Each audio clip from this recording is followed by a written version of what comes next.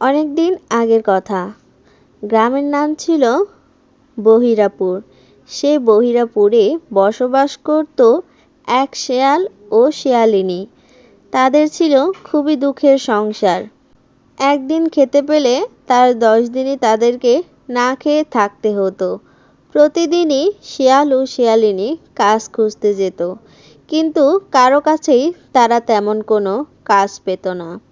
তারা বনের রাজা বাঘের কাছে গিয়ে একদিন কাজ চাইল, কিন্তু বাঘও তাদেরকে কাজ দিতে পারল না, কারণ সে সময়ে গ্রামটি ছিল খুবই অভাবের। গ্রামে তেমন কোনো ফসল ফলছিল না। মানুষগুলো সব বনে বনে মরে পড়ে থাকতো। তাদের অভাব অনটন লেগেই ছিল। বাঘ মামা যখন তাদেরকে কাজ দিতে পারল না, তখন শেয়াল ও শেয়ালিনী সেখান থেকে মন খারাপ করে চলে যেতে লাগলো, কারণ আজ থেকে 3 দিন আগে কিছু পানি আর মুড়ি খেয়েছিল। তারপর সেখান থেকে তারা বাড়ি ফিরে এলো। পরের দিন সকাল হতে না হতেই শেয়াল ও শেয়ালিনী কাজের সন্ধানে বাড়ির বাহিরে এলো। আজ তারা 4 দিন হলো না খেয়ে আছে, তাই তাদেরকে কিছু খেতেই হবে, না হয় তাদের আর এ জীবন রেখে কোনো লাভ নেই। এ মনস্থির করে তারা স্বামী আর স্ত্রী দুজনেই পথ চলতে লাগলো।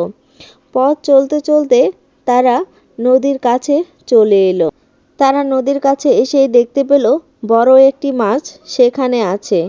তা দেখে তারা বেশ খুশি হয়ে গেল, কারণ তাদের বাড়িতেও ছোট্ট একটি পুকুর ছিল, যেখানে তারা মাছটি চাষ করতে পারবে, আর আশেপাশের মানুষদেরকেও তারা সাহায্য সহযোগিতা করতে পারবে। এই ভেবে তারা সেই মাছটি তাদের বাড়িতে নিয়ে আসে, আর সেই মাছটি তারা পুকুরের পানিতে ছেড়ে দেয়। ছেড়ে দেওয়ার পরে শেয়াল ও শেয়ালিনী সেখান থেকে তারা তাদের বাড়িতে চলে যায়।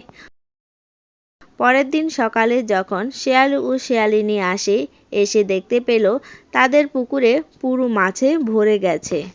তাদের মনে অনেক খুশি অনুভব হলো, কারণ তারা আজ থেকে অনেক টাকা ইনকাম করতে পারবে, গ্রামও তাদের সচ্ছল হবে।